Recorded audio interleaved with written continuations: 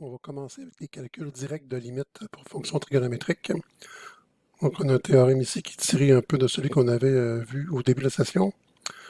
Puisque les fonctions sinus et cosinus sont continues sur tout l'ensemble des réels, on n'a que, donc on peut remplacer directement en fait, la limite quand x tend vers a de sinus de x va être sinus de a, et la limite quand x tend vers a de cosinus de x va être cosinus de a.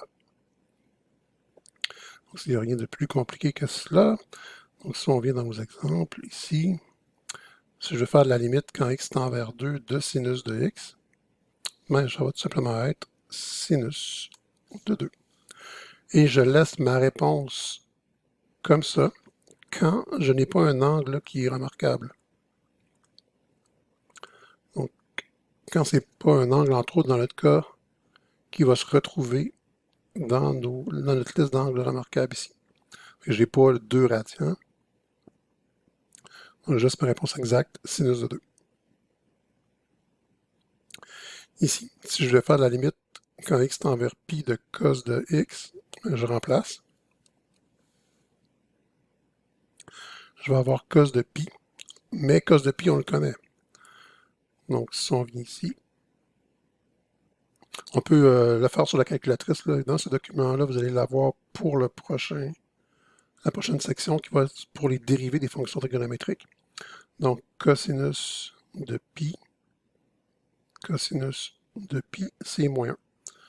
Encore une fois, on peut l'avoir sur notre calculatrice en mettant celle-ci en mode radian. Donc là, ici, si j'ai cos de pi comme réponse, je ne vais pas laisser cos de pi, je vais aller avec moins 1, comme ça ici. Pour ce qui est de la tangente, donc c'est quoi la limite quand x tend vers pi sur 2 par la gauche de tangente de x? Dans le fond, ça va être la limite quand x tend vers pi sur 2 de tangente de x, en fait, c'est sinus de x sur cosinus de x.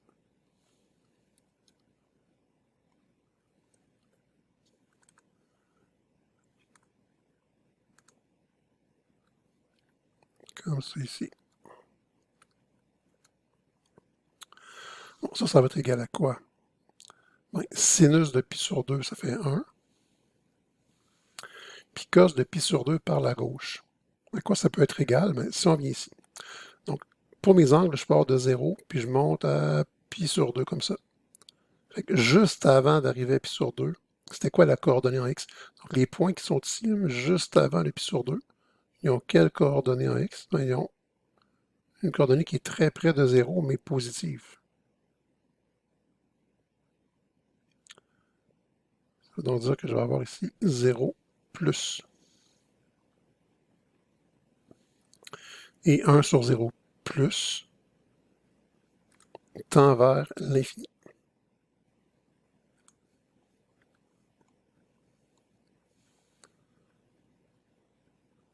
C'est bon.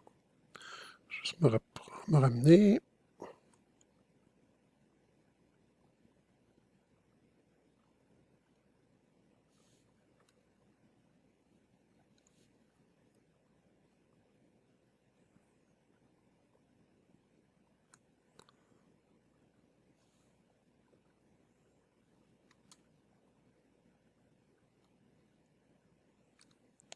Si on se rapproche.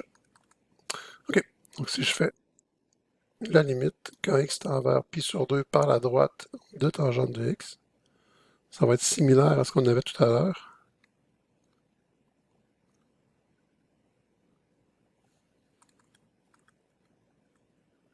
Okay. Sauf qu'on va avoir ici la limite quand x tend vers pi sur 2 par la droite de sinus de x sur cos de x. Bon. Ça veut dire que je suis un petit peu plus grand qu'un angle de pi sur 2. Si on vient ici, je suis dépassé, donc je pars de 0, là, mon angle augmente, puis je dépasse un angle de pi sur 2. Je suis un petit peu plus grand que 90 degrés.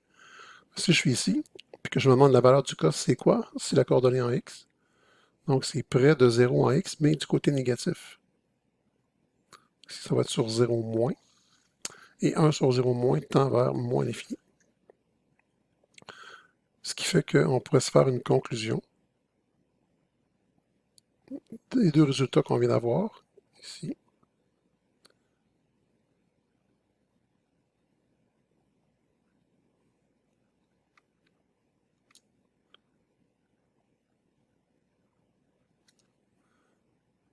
ça.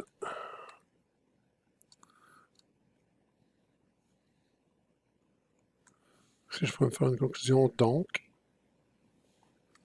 j'essaie de me centrer.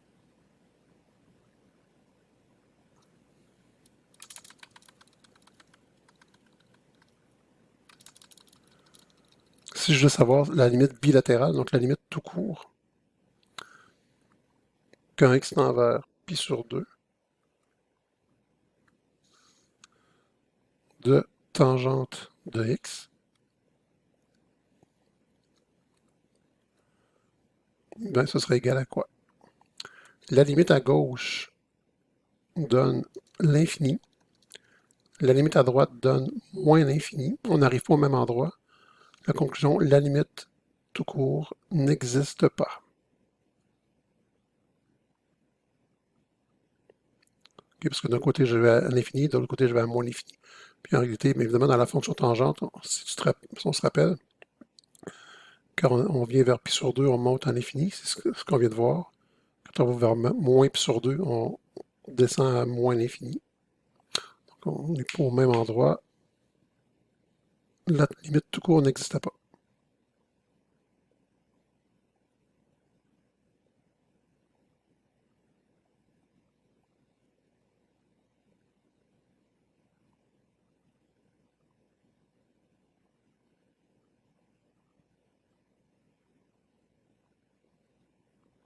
Okay. Si on vient voir la limite quand x tend vers l'infini d'arctangente de x, ben pour ça ici, on peut se fier soit à notre mémoire qu'on va avoir très bientôt. Donc la fonction arctangente de x, quand x tend vers l'infini, on voit qu'elle va avoir un comportement asymptotique à un peu plus qu'à 1,5. Ce qui va correspondre, si on vient voir ici, à pi sur 2. Et on pourrait le voir, dans le fond, avec notre graphique. Arctangente, c'est la réciproque de tangente. Donc, on inverse les rôles de x et de y. C'est-à-dire que si j'approche de pi sur 2 pour la tangente, la limite va à l'infini. L'arctangente, ce serait le contraire. Donc, ici, si je tends vers l'infini, c'était que j'approchais d'un angle de pi sur 2. Donc, ici, la limite quand x tend vers l'infini d'arctangente de x va être pi sur 2. Puis pour les réponses de limite, on ne met pas de moins ou de plus, donc c'est le nombre pi sur 2, j'approche du nombre pi sur 2. La limite à moins l'infini serait moins pi sur 2, à cause du résultat ici. Donc, tangente de moins pi sur 2 va vers moins l'infini, fait que arctangente de moins l'infini pi sur 2. Puis encore pour tout à l'heure, tangente de pi sur 2, en fait un petit peu moins, mais la limite tend vers l'infini. Quand je suis infiniment près de pi sur 2, l'arctangente de l'infini, je reviens à l'envers pi sur 2.